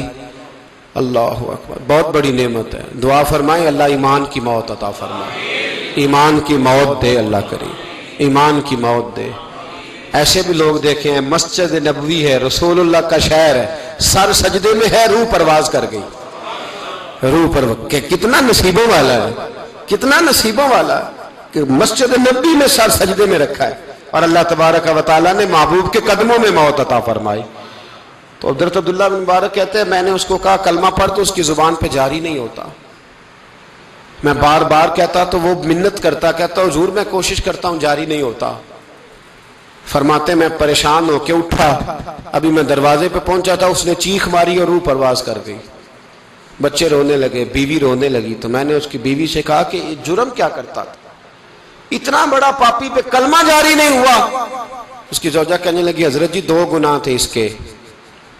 ایک تو یہ شراب کا عادی تھا, روکتی تھی باز نہیں آتا تھا, اور دوسری بات یہ کہ یہ اپنی اماں کا نافرمان تھا. وہ 2 گلیاں چھوڑ کے رہتی ہے, یہ کبھی ملنے نہیں گیا تھا. اس بوڑھی کا کلیجہ اس کی طرف سے بڑی تکلیف میں تھا. تو حضرت عبداللہ بن مبارک کہنے لگے جا تو بھی دعا کر, اور اس کی ماں کو بھی کہہ دعا کرے کہ یہاں تو یہ کلمہ نہیں اسے نصیب ہوا, اللہ کرے اللہ آخرت کی منزلیں اس کی بہتر فرما دے. میرے بھائی ایسے گناہ, حضرت مالک بن دینار نے توبہ کی انہوں نے. کس طرح؟ فرماتے میں نشے کا عادی تھا, کسی نے مجھے کہا کہ بطور دوائی شراب پی لو تو میں نے پی لی. نشے کا عادی تھا, شراب پیتا تھا. اللہ تعالیٰ نے بڑی منتوں اور کوششوں کے بعد, منتوں کے بعد ایک بیٹی عطا فرمائی. وہ بھی 2.5-3 سال کی ہوئی تو پردہ کر گئی. کہتے میں اس کی قبر پہ بیٹھ کے گھنٹوں روتا، شراب کا عادی تھا. ایک دن سویا تو خواب دیکھتا ہوں کہ میرے پیچھے ایک بڑا سانپ لگ گیا ہے، اور سانپ جب منہ کھولتا ہے تو انگارہ نکلتا ہے. میں پھر دعا کرتا ہوں اللہ ہمیں معاف فرمائے، اللہ ہم سے درگزر. میں کچھ قبرستانوں میں جاتا ہوں تو میں سانپ بچھو پھرتے ہوئے دیکھتا ہوں، اور ڈر آتا ہے کہ ہم یہاں آنے والے ہیں. یہ لوگ کہہ رہے ہیں کہ تمہاری تیاری ہے، کسی وقت بھی اعلان ہو جائے گا کہ چلو بھائی چلو فلاں صاحب کا جنازہ ہے، اٹھو. لوگ کہتے ہیں جلدی کرو، اور ایک کونے میں ایک شخص یہ بھی کہتا ہے کہ دیگ بھی رکھ لو، مہمان بڑے جمع ہو گئے. اور ایک کونے میں لوگ یہ بھی کہتے ہیں کہ برف ٹھنڈی لے آؤ، لوگوں نے پانی بھی پینا. پہلے اعلان ہوتا ہے کہ فلاں فوت ہو گیا، پھر اعلان ہوتا ہے جنازے کا ٹائم ہو گیا، پھر اعلان ہوتا ہے جنازہ اٹھایا جائے گا، اور پھر بات ختم ہو جاتی ہے. پھر کل من علیہ فان، پھر کوئی نہیں پوچھنے آتا. ختم ہو گئے، قصہ ہی ختم ہو گیا. ان لوگوں کی کہانی مٹ گئی، ختم ہو گئے. بڑے بڑے کنج کلا، کوئی پوچھنے والا نہیں. موت کا راج ہے موت کا راج. موت راج کرتی ہے بس، اور کسی کا راج نہیں. وہ راج کرتی ہے، جدھر جاتی ہے اسی کا راج ہے، راج کر رہی ہے. تو حضرت مالک بن دینار کہتے ہیں قبرستان میں نے دیکھا، میں خواب دیکھتا ہوں بڑا اژدہا، اس کے منہ کے اندر آگ میرا پیچھا کر رہا ہے. کہتے میں خواب دیکھ رہا ہوں. میں دوڑا، لیکن وہ اژدہا جب میں دوڑا تو میرے آگے آ کے کھڑا ہو گیا. میں مشرق کو دوڑا تو وہاں بھی آ گیا، مغرب کو دوڑا تو وہاں بھی آ گیا. جناب مالک بن دینار کہتے ہیں ایک بوڑھا شخص کمزور مجھے بچانے آیا، پر اس اژدہا نے پھونک ماری تو وہ بوڑھا آدمی دور جا گرا. کہتے میں چیختا تھا، چلاتا تھا. ایک پہاڑی پہ میں بھاگا گیا تو وہاں مجھے میری بیٹی ملی، مجھے فوت ہو گئی. وہ اس اژدہے کے آگے اس نے یوں ہاتھ کیا تو اژدہا پیچھے بھاگ گیا. میں نے بیٹی کو گود میں اٹھایا، میں نے کہا بیٹی یہ کون تھا؟ کہنے لگی ابا یہ تیرا برا عمل تھا، یہ تیرا برا عمل تھا، یہ تجھے کھا جاتا اگر میں نہ ہوتی. تو کہا یہ بوڑھا جو مجھے بچانے آیا یہ کون تھا؟ کہا یہ تیرا اچھا عمل تھا، پر کمزور بڑا تھا، تھوڑا تھا، یہ تیرے برے عمل کا مقابلہ کرنے کی ہمت نہیں رکھتا تھا. حضرت مالک بن دینار کہتے ہیں میری بیٹی نے خواب میں میری داڑھی پکڑ لی اور کہنے لگی ابا میں چاہتی ہوں تو صحیح ہو جا، ایسا نہ ہو کہ پھر تیرے پیچھے یہ اژدہا لگ جائے. حضرت مالک بن دینار کہتے ہیں جب میں سو کے اٹھا تو میری داڑھی آنسوؤں سے بھری ہوئی تھی. پھر اس کے بعد میں نے توبہ کی، اس طرح کی توبہ کی کہ پھر میں نے کوشش کی کہ دوبارہ میں اپنے رب کی نافرمانی نہ کروں. حضرت عبداللہ ابن عباس فرماتے تھے جو دنیا میں ہنس ہنس کے گناہ کرتے ہیں نا، ہنس ہنس کے جھوٹ ہنس ہنس کے بولتے، ہنس ہنس کے لوگوں کی غیبت کرتے، فرمایا یہ جو تمہیں ہنس ہنس کے گناہ کرتے نظر آتے ہیں ان کا رونا قیامت میں دیکھا نہیں جائے گا، ان کے آنسو قیامت میں دیکھے نہیں جائے. جو ہنس ہنس کے گناہ کرتے یہ روئیں گے. فَلْيَضْحَكُوا قَلِيلًا وَلْيَبْكُوا كَثِيرًا. رب فرماتا ہے زیادہ رویا کرو، کم ہنسا کرو. نبی پاک علیہ السلام روتے تو صحابہ کہتے حضور آپ اتنا کیوں روتے ہیں؟ تو محبوب فرماتے جو میں جانتا ہوں وہ تم نہیں جانتے. بھائیو قبروں میں اکیلے جانا ہے، کبھی غور کرنا، اکیلے کوئی بندہ ساتھ حساب دینے نہیں جائے گا. اماں بڑا پیار کرتی ہے لیکن قبر میں کبھی کوئی ماں بھی ساتھ دفن نہیں ہوتی. اپنا اپنا حساب دینا، مشکل وقت ہے، حساب کر لینا چاہیے، تیاری کر کے رکھنی چاہیے. گناہ اگر یہاں ہماری زندگی کو تنگ کریں گے تو وہاں بھی ہمارے لیے مشکلات پیدا کریں.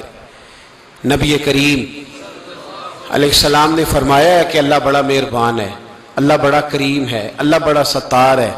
اور یاد رکھو جب کوئی اس کی ریٹ کو چیلنج کرے، جب کوئی اس کے قانون کو توڑے، جب کوئی اللہ کی اعلانیہ نافرمانی کرے، پھر رب کریم کی غیرت کو، اس کے عدل کو جوش آتا ہے. توبہ کرے سچی، مسجد کی حاضری دیں پابندی کے ساتھ. میری آپ سے ہمیشہ یہ گزارش رہتی ہے کہ مسجد کی حاضری پابندی سے دیں. میں اپیل کرتا ہوں داڑھی رکھ لیں، یہ میرے نبی کا طریقہ ہے صلی اللہ تعالی علیہ. واپس آ جائیں. ہماری بقا نہ ہمارے دین میں ہے. کوئی نہیں ہمیں رکھے گا، کوئی نہیں رکھے گا، کوئی نہیں. میرا ایک دوست رات بتا رہا تھا کہ سعودی عرب میں ایک شخص نے 30 سال محنت کی، تو جب وہ مرا ہے وہیں اس کے گھر میں فون کیا تو اس کے گھر والوں نے کہا جناب آپ کو مشکل ہوگی ڈیڈ باڈی بھیجنے میں، وہیں دفن کر دیں. ہاں اگر اس کا کوئی پیسہ ہے تو وہ ذرا اکاؤنٹ میں بھیج دیں، بچیوں کو ضرورت ہے. او بھائی تو اکیلا جائے گا، تیرے لیے مشکل ہو جائے. اپنے بھی ساتھ یقین کریں، بچے دعائیں کرانے آتے ہیں، کہتے ہیں حضرت جی دعا کریں اللہ اماں کی سختی معاف کر دے. اس کا مطلب کیا ہے کہ اماں اب جائے، اب ہمارا نمبر آئے. بچے تو انتظار کر رہے ہیں کہ ابا جائے اور گدی پہ ہمارا نمبر آئے. تیاری ہے، اکیلے جانا ہے، اکیلے سخت سا مرحلہ ہے، اکیلے سارا کچھ فیس کرنا. آج توبہ کریں، وہاں کے کیڑے یہاں رہ کے مارے، اپنے ساتھ ظلم نہ کریں. ہم اس قابل نہیں کہ وہاں جا کے مقابلہ کر سکیں. بچیں، اپنے آپ کو محفوظ کریں، بچائیں. حساب اپنا اپنا دینا ہے. کسی باپ نے اگر اپنے بچوں کو حرام کھلایا تو بچے تو نہیں کہہ رہے تھے نا کہ حرام لے کے آ، تو باپ نے حساب دینا ہے، والد نے.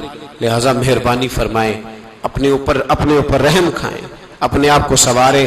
آج جمعۃ الوداع ہے، توبہ کریں، اللہ کے نیک بندوں کی صحبت میں بیٹھا کریں، اچھی باتیں سنا کریں تاکہ دل نرم رہے.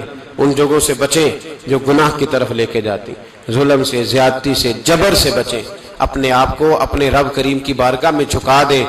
ہمارا کہیں اور گزارا نہیں، کوئی نہیں ہمیں پوچھے گا. اقبال رو پڑے آخری عمر میں، رو پڑے اور اللہ کی بارگاہ میں عرض کرنے لگے نہ جہاں میں کہیں بھی امان ملی، جو امان ملی تو کہاں ملی، میرے جرم خانہ خراب تیرے عفو بندہ نواز میں.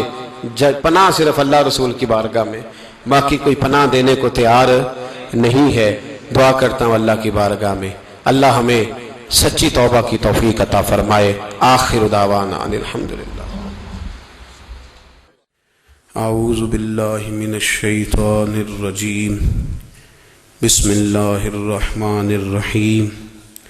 ولا تتبع الهوى فيضلك عن سبيل الله ان الذين يضلون عن سبيل الله لهم عذاب شديد بما نسوا يوم الحساب. صدق الله العظيم وصدق رسوله النبي الكريم.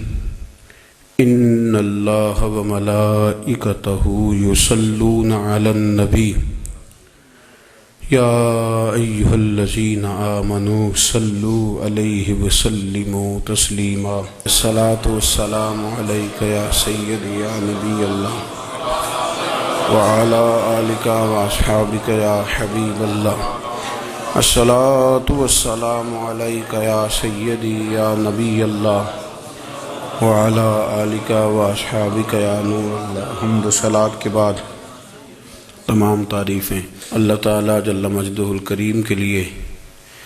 درود و سلام نبی اکرم نور مجسم شفیع معظم احمد مجتبیٰ جناب حضرت محمد مصطفیٰ صلی اللہ تعالیٰ علیہ وسلم کی ذات والا صفات کے لیے حمد و صلات کے بعد اللہ تعالیٰ نے 3 اقسام کی مخلوق پیدا فرمائی. ایک فرشتے ہیں، انسان ہیں اور حیوانات ہیں. فرشتوں کے اندر اللہ تعالیٰ نے شعور رکھا ہے پر نفسانی خواہشات نہیں رکھی، اور جانوروں کے اندر نفسانی خواہشات رکھی ہیں پر عقل اور شعور نہیں رکھا. انسان کے اندر اللہ کریم نے خواہشات بھی رکھی ہیں اور شعور بھی رکھا ہے. اگر انسان جانوروں کی طرح عقل اور شعور سے کام نہ لے اور نفسانی خواہشات کے پیچھے بھاگے تو جانوروں سے بدتر ہو جاتا ہے. اور اگر وہ عقل و دانش سے، فہم و فراست سے کام لے، نفسانی خواہشات کو کچل کر اللہ اور اس کے پیارے رسول صلی اللہ علیہ وسلم کے احکامات پر عمل کرے تو فرشتوں سے افضل ہو جاتا ہے. انسان کے وجود میں اللہ نے جن چیزوں کی خواہش پیدا کی ہے، اللہ فرماتے ہیں ان کی خواہشیں پوری کرو، پر نفسانی خواہش کو اصولوں کی بنیاد پر پورا کرو. اس کا ایک اصول بناؤ. کھانا کھانے کو دل کر رہا ہے پر ایک اصول کے تحت ہی کھانا ہے نا. اگر بے اعتدالی سے کھایا جائے گا تو انسان بیمار ہو جائے گا.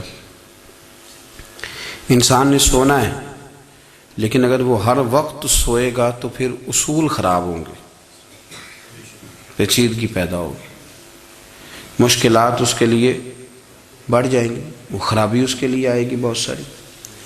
اصول کے تحت وہ سوئے، باتیں کرنی چاہیے، باتیں کرنے کا حکم دیا گیا ہے۔ نفسانی چیزوں سے بڑھ کر اصول پسندی آپ کو مضبوط کرے گی، مستحکم کرے گی۔ دیکھیں نا، شریعت دین، ہمارا دین درمیانہ دین ہے، وسطی امت ہے، ہمیں امت وسط بنایا گیا۔ مرید سے نذرانہ قبول کر لینا یہ سنت ہے، لیکن اس سے لالچ کرنا حرام ہے۔ اس سے کوئی چیز قبول کر لی یہ سنت ہے، سرکار بھی قبول کر لیتے تھے، لیکن لالچ کرنا۔ اب یہاں اصول پسندی ہے، یہ اصول پسندی ہے کہ آپ اس میں فرق کر کے رکھیں کہ سنت کیا ہے اور لالچ، بات ایک ہی ہے، لیکن کبھی وہ سنت ہے اور کبھی وہ۔ اب اس میں آپ نے اصول پہ قائم رہنا ہے، اصول پہ۔ میرے رسول کریم صلی اللہ علیہ وسلم پر اللہ کریم نے قرآن مجید نازل فرمایا تو سورہ صاد کے اندر ارشاد فرمایا وَلَا تَتَّبِعِ الْهَوَىٰ، خواہشوں کے پیچھے نہ چلنا۔ ذرا قرآن مجید کی ترتیب دیکھیے، خواہشات کے پیچھے فرمایا فَيُضِلَّكَ عَن سَبِيلِ اللَّهِ، ورنہ یہ تمہیں اللہ کے رستے سے بہکا دیں گی، بہک جاؤ گے، خواہشوں کے پیچھے چلو گے، یہ تمہیں اللہ کے رستے سے تم بہک جاؤ گے۔ اگر تم اندر کی بات مانو گے، زبان کے چسکے کی بات مانو گے، بہت اعلیٰ کھانے کی بات مانو گے، پینے کی بات مانو گے، تو اللہ کے رستے سے بہک جاؤ گے۔ فرمایا ان الذین یضلون عن سبیل اللہ، بے شک وہ لوگ جو اللہ کے رستے سے بہک گئے۔ پہلے فرمایا بہکاتا کون ہے؟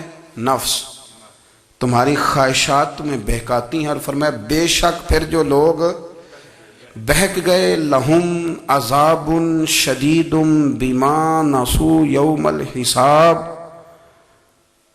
فرمایا پھر ان کے لیے شدید عذاب ہے اس لیے کہ انہوں نے آخرت کے دن کو بھلا دیا ہے۔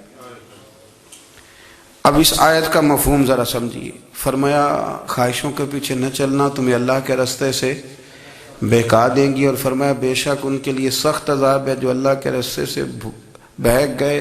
اور کیوں سخت عذاب ہے؟ اس لیے کہ انہوں نے آخرت کے دن کو بھلا دیا۔ تو آخرت کا دن بھلا دیا، پیچھے کا خواہشوں کے پیچھے نہ چلنا، تمہیں اللہ کا رستہ بھلا دیں گی۔ مفہوم آیت یہ ہوا، قرآن نے ہمیں ارشاد یہ فرمایا کہ خواہشات نفس کے پیچھے چلو گے، آخرت کو بھول جاؤ گے، تمہارے ذہن میں یہ بات نہیں رہے گی کہ میں نے مرنا بھی ہے۔ پھر لوگ معاذ اللہ ثم معاذ اللہ یہ کہیں گے کہ بھائی یہاں جینے دو نا، پھر آگے جائیں گے تو دیکھی جائے گی۔ لوگ بھول گئے مرنے کو۔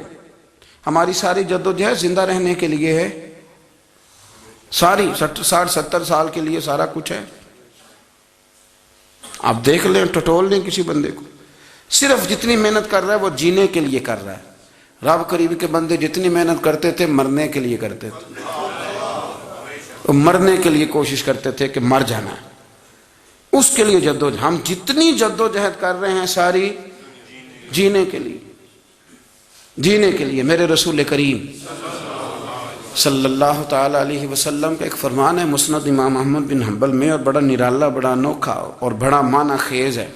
حضور سید عالم صلی اللہ تعالی علیہ وسلم نے فرمایا بڑا بیوقوف ہے وہ شخص، ذرا ترتیب دیکھیے، حضور کی زبان سے نکلے ہوئے حکمت کے موتی، مسند امام احمد بن حنبل۔ فرمایا وہ بڑا بیوقوف بندہ ہے جو چلتا اپنی خواہشات نفس کے پیچھے اور امید یہ رکھتا ہے کہ رب مجھے آخرت میں انعام عطا کرے گا۔ چلتا کس کے پیچھے؟ خواہش کے پیچھے، اور کہتا یہ ہے کہ اللہ مجھے قیامت میں انعام دے گا۔ تو انعام تو اسے دیا جاتا ہے نا جو کو محنت کرتا ہے۔ دیکھیں نا، جس کا منہ پنڈی کی طرف ہے تو پنڈی وہ پہنچے گا کہ وہ جس کا منہ پنڈی کی طرف ہے وہ لاہور پہنچ جائے گا۔ منہ پنڈی کی طرف کرنا اور خواہش لاہور کی رکھنا، منہ کر لینا لاہور کی طرف اور خواہش پنڈی کے رکھنا، تو میاں یہ تو نہیں نہ ہوگا۔ پیچھے جو تلے خواہشات نفسانیہ کے ہمارے ہاں نا بہت بڑا رٹا ہے۔ آپ یقین کریں، میں اکثر کہتا ہوں، میں یہ کہا کرتا ہوں کہ ہمیں نا اپنی مرضی کا سارا کچھ چاہیے، اپنی مرضی کا سارا کچھ. ابا جی بھی اپنی مرضی کے، بچے بھی، استاد بھی، پیر صاحب بھی. پیر صاحب بھی یعنی میری مرضی کے ہونے چاہیے. بھائی وہ پیر صاحب ہے یا تو اس طرح کرنا کہ تو خود پیر بن جا، وہ بھی میری مرضی کا، ہر شے میری مرضی کی. بلکہ قرآن مجید کے 13ویں پارے میں تو رب فرماتا ہے لوگوں نے نفس کی خواہش کو خدا بنا لیا. نفس کی خواہش کو خدا بنا لیا، اس کے پیچھے بھاگتے ہیں. اپنی خواہشات تھوڑی تھوڑی کم کریں، زندگی میں تھوڑی کم کریں. پرانے کپڑوں پہ بھی ایک سیزن نکال کے دیکھیں. ایک وقت کا کھانا جو اپنا آپ کا من بڑا چاہ رہا ہے نا، تو ایک وقت کا کھانا صرف اللہ کی رضا کے لیے کسی غریب کو دے کے دیکھیں. میں ایسے سینکڑوں اور ہزاروں لوگوں کو جانتا ہوں جن سے میں پوچھوں نا گھی کس بھاؤ ہے تو انہیں کوئی نہیں پتا. میں نے 2-4 نہیں کہے، میں نے سینکڑوں اور ہزاروں کہے ہیں. میں جانتا ہوں ان کو نہیں پتا چنے کی دال کا ریٹ کیا ہے، نہیں پتا. اور میں ایسے بھی سینکڑوں اور لاکھوں کو جانتا ہوں کہ جس کی بیوی رات کو خامند کو کہتی ہے کہ جو سویرے گھی لائے تھے وہ ختم ہو گیا، سویرے بچوں نے اسکول جانا ہے تو پراٹھے پکانے کے لیے گھی کوئی نہیں. تو درمیان والا بیٹا تو خشک روٹی بھی نہیں کھاتا. دیکھو نا، ہم سیاست کی بات کر رہے ہیں، فلانے کا فیصلہ ٹھیک ہے کہ نہیں، اور ایک ہمارے محلے میں وہ گھر بھی ہے جو سویرے یہ ڈسکس کر رہے ہیں کہ بچوں کے لیے گھی نہیں ہے، انہوں نے اسکول. یہ سارے تبصرے، یہ ساری باتیں، یہ لمبے چوڑے، یہ تو پیٹ بھر کے روٹی کھانے کے مسئلے ہیں. اگر بھوک شدید لگی ہو تو پھر بات یاد نہیں رہتی. نفسیانی خواہشات کا حال یہ ہے کہ جو نیا موبائل کا نیا ماڈل آتا ہے وہ مارکیٹ میں شارٹ ہو جاتا ہے. ہیں ہم غریب لوگ، نیا ماڈل جو آتا ہے نا موبائل کا وہ ہمارے ہاں مارکیٹوں میں ملتا نیا، یعنی پرانا ملے گا آپ کو، استعمال شدہ نیا. یہ وہ غریب ملک ہے جس کے اندر تھر میں لوگوں کو پانی نہیں مل رہا. اور میرے نفس کی خواہش یہ ہے کہ کہیں مجھ سے پہلے، میں نے اپنے کانوں سے سنی ہے بیویاں کپڑے خریدتی کپڑے کی دکانوں پہ، کہنے چھاڑ ہے تو ڈیزائن بڑے لوگوں پا لیا ہے، وہ دے جو بھی کسی نے. جو میرج ہال زیادہ مہنگا بنتا ہے نا اس میں رش زیادہ ہے. سستے میرج ہالوں کے اندر رش، جائیں جا کے تجزیہ کر لیں، میں آپ کو نتیجہ نکال کے دے رہا ہوں. وہ بھائی کدھر ہے وہ غریبی، کدھر ہیں وہ غریب لوگ؟ وہ تو پتہ نہیں بیچارے کہاں سو گئے، کونوں میں لگ گئے، وہ تو سانس بھی نہیں لیتے. ہماری خواہشات نفسانیاں اتنی بڑھ گئی ہیں، اتنی بڑھ گئی ہیں. دنیا کے اندر جو گناہ ہو رہے ہیں یہ روزی روٹی کے لیے نہیں ہو رہے. روزی روٹی تو اللہ دیتا ہے. جو لوگ جسم فروشی کر رہے ہیں، یہ جو لوگوں کی تجارت کر رہے ہیں، دھندے ہو رہے ہیں، تو روزی روٹی کے لیے نہیں، نفسانی خواہشات کے لیے. یہ کاروں اور بنگلوں کے لیے سارا کچھ ہو رہا ہے، یہ جائیدادوں کے لیے ہو رہا ہے، یہ نیا پیٹرول پمپ لگانے کے لیے کوشش ہو رہی ہے. یہ ساری جدوجہد، مطلب آپ دیکھیں نا، ہمارے ہاں ایک گھر ہوتا ہے، گھر کے باہر ایک لان ہوتا ہے، اس سے صبر نہیں آتا تو اس کے بعد پھر فارم ہاؤس ہوتا ہے، ڈیرا ہوتا ہے، اس کی الگ ہمیں ضرورت ہے. نہ اتنے پیر نہ دنیا کے اندر آپ پساریں کہ دنیا سے جانے لگیں تو یارو کٹھے ہی نہ کر پائیں. نہ اتنے نہ. اپنی زندگی مختصر، محدود، تھوڑا سا، تھوڑی خواہشات، گنے ہوئے پیسے، نپے تلے کام. میں آپ کو صحیح بتاتا ہوں، جیسے جیسے انسان بڑا ہوتا جاتا ہے وہ الجھتا جاتا ہے، اس کے مسائل بڑھتے جاتے ہیں. آپ دیکھ لیں ہمارے ہاں لوگوں کی آمدن تھوڑی نہیں، خرچے زیادہ ہیں. مسائل اخراجات کے، آمدن کے تھوڑے ہیں. میرے رسول کریم صلی اللہ تعالی وسلم کے قربان جاؤں، مدینے والے حبیب نے کمال کر کے ہمیں دکھایا. حضور سید عالم علیہ السلام نے فرمایا میں تو بھوک لگنے پہ روٹی کھاتا ہوں، میں تو بھوک پوری لگ جائے تو کھاتا ہوں. اور فرمایا پوری بھوک مٹتی نہیں تو میں ہاتھ کھینچ بھی لیتا ہوں، میں شکم سیری نہیں کرتا. بھوک ہم تو ٹائم دے کے روٹی کھاتے ہیں. یہ نہیں کہتے بھوک لگی، کہتے 7 بج گئے، ناشتے کا ٹائم ہو گیا، اب 2 بج گئے، اب دوپہر کے کھانے کا یعنی ٹائم ہو جاتا ہے، بھوک لگے نہ لگے. اب مغرب ہو گئی تو شام کے کھانے کا. اپنی خواہشات کو سمیٹو ورنہ یہ غلام بنا لے گی. میں آپ کو صحیح بتاتا ہوں، بچپن میں جوانی میں جن لوگوں نے خواہشوں کو نہیں نا سمیٹا، میں کچھ ایسے لوگوں کو جانتا ہوں بڑھاپا آ گیا ہے، اب وہ چاہتے ہیں کہ ہم وہ غلطی چھوڑ دیں، پر وہ رچ بس گئی ہے۔ ان کے بچے انہیں کہتے ہیں ابا بس کر، لوگ شکایتیں کرتے ہیں، لیکن چونکہ جوانی میں کنٹرول نہیں کیا تو بڑھاپے میں کیسے ہوگا؟ ہماری خواہشات ہمارے لیے مصیبت بن گئی ہیں۔ ہم کچھ ایسی بری عادتیں تھیں جن کے پیچھے لگ گئے تو تباہ ہو گئے۔ واپس آئیں، میرے رسول کریم سید عالم صلی اللہ علیہ وسلم کے غلاموں نے نا اپنی زندگی کو محدود کر کے رکھا، محدود۔ حضرت سلمان فارسی رضی اللہ تعالیٰ عنہ حضرت عمر سے ملنے آئے، جناب عمر کہنے لگے یار بڑا کام کا بندہ ملنے آیا ہے، کوئی مطلب کی بات ملے گی۔ جی کہنے والے بھی بڑے ہوتے ہیں نا، تو ان کا ویسے بھی حق نہیں بنتا کہ وہ جا کے بتائیں۔ کچھ ہوتے ہیں جو دوست ہوتے ہیں، جو بڑے ہوتے ہیں، وہ کئی دفعہ کچھ باتیں بتاتے ہیں، اصلاح کرتے ہیں، اس میں مزہ آتا ہے۔ حضرت عمر فاروق نے حضرت سلمان فارسی رضی اللہ تعالیٰ عنہ سے کہا یار بڑے دنوں کے بعد آئے ہو تو یہ تو بتاؤ میرے اندر کوئی غلطی تو نہیں؟ میں حکومت کر رہا ہوں، لوگ سارے عدل انصاف کی باتیں بتا رہے ہیں، میرے تقوی کی باتیں سنا رہے ہیں، کوئی غلطی؟ تو حضرت سلمان فارسی رضی اللہ تعالیٰ عنہ کہنے لگے بالکل غلطی ہے عمر، تمہارے اندر بڑی شدید ہے، مجھے بڑی ناپسند ہے، اور شدید قسم کی غلطی ہے، نہیں ہونی چاہیے تھی۔ حضرت عمر فرمانے لگے بولو۔ عرض کی مدی کیا پورے 22 لاکھ مربع میل میں سب جگہ غربت ختم ہو گئی ہے؟ حضرت عمر کہنے لگے نہیں۔ تو فرمانے لگے مجھے پتہ چلا ہے کہ جب تمہارے پاس دوپہر کا کھانا آتا ہے تو سالن کے ساتھ چٹنی بھی آتی ہے، یہ غلطی نہیں؟ تمہاری حکومت میں 22 لاکھ مربع میل 24 لاکھ مربع میل سارے بندے پیٹ بھر کے روٹی کھانے لگے ہیں؟ عرض کی نہیں۔ تو وہ فرمانے لگے حضرت سلمان فارسی عمر پھر تو 2 سالن کھاتا ہے ایک وقت میں، اللہ سے ڈر نہیں آتا؟ تو جناب عمر فاروق رو پڑے۔ یہ بالکل جائز تھا، اس بات سے اگر کوئی منع کرتا ہے تو جائز نہیں دین میں، یہ بھی میں آپ کو بتا دوں، آپ کے پاس جائز پہلے 6 سالن کھائیں، میں کون منع کرنے والا؟ پر وہ عمر تھے نا، عمر کا منصب اور ہے۔ حضرت سلمان فارسی نے جب کہا تو عمر رو پڑے، کہنے لگے تو میرا سنگی ہے، میرے لیے دعا کر، میں اللہ کی بارگاہ میں توبہ کرتا ہوں، آج کے بعد یہ غلطی نہیں دہراؤں گا۔ اپنی خواہشات کو اتنا اصول پسندی کا نام نہیں، دور دور تک نام نہیں اصول پسندی کا۔ حضرت سیدنا بہلول دانا، بندہ سادہ تھا تو نام اس کا دانا تھا۔ آپ بیٹھے تھے تو ہارون رشید کا لشکر آنے لگا تو وہ ایک بندہ دوڑا آیا، کہنے لگا بابا رستے سے اٹھ جا، ہارون رشید آ رہا ہے۔ تو آپ فرمانے لگے تو غلام ہے نا، تو نے ڈیوٹی کر دی ہے نا، اطلاع دے دیا، میری مرضی اٹھوں چاہے نہ اٹھوں، تیری ڈیوٹی پوری ہوگی، تو جا تیرا کام ہو گیا۔ کہنے لگا بادشاہ میں اس کا غلام ہوں، تو ناراض ہوگا، تو اٹھ جا۔ تو بادشاہ کہنے لگا تو اس کا غلام ہے تو وہ میرے غلام کا غلام ہے، اور اگر تجھے زیادہ دقت ہو تو اسے جا کے بتا دینا، بے شک میں کوئی ڈرتا نہیں اس سے۔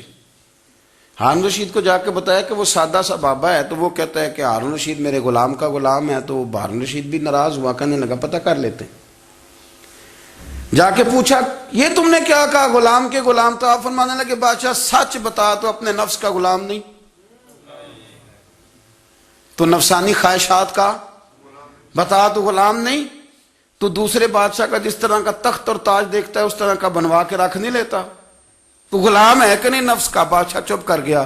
فرمانے لگے تو نفس کا غلام ہے اور نفس میرا غلام ہے، اور میری مرضی پہ چلتا ہے، تو اب بول تو غلام کا غلام ہے کہ نہیں؟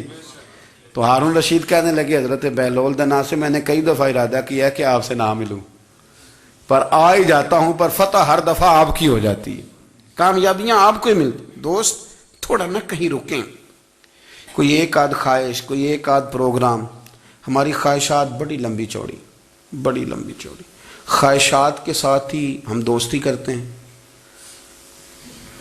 خواہشات کے ساتھ ہی ہم رشتہ داری کرتے ہیں، خواہشات کے ساتھ ہی ہم شادی کرتے ہیں، سارا کچھ خواہشات کے ساتھ۔ سیاسی شادیاں، وہاں شادی کریں گے تو اتنا مال آئے گا، اتنا کچھ جائے گا، خواہشات کے ساتھ رشتہ داری، خواہشات۔ غریب رشتہ دار سے دوستی نہیں، خواہش نہیں پوری کر سکتا، امیر سے۔ ہر شے خواہشات کے لیبل کے اندر بندھی ہوئی۔ آپ دیکھ لیں سارے معاملات کو ہم نے اپنی نفسانی خواہش کے اندر رکھ دیا ہے، میری مرضی کے مطابق دنیا چلے تو ساری اچھی ہے، اور میری مرضی نہ سنے تو بندہ ایک بھی اچھا نہیں ہے۔ اپنی خواہشات کے چنگل میں اپنی غلامی اختیار کر لی، صبح سے شام تک نفسانیت ہی نفسانیت.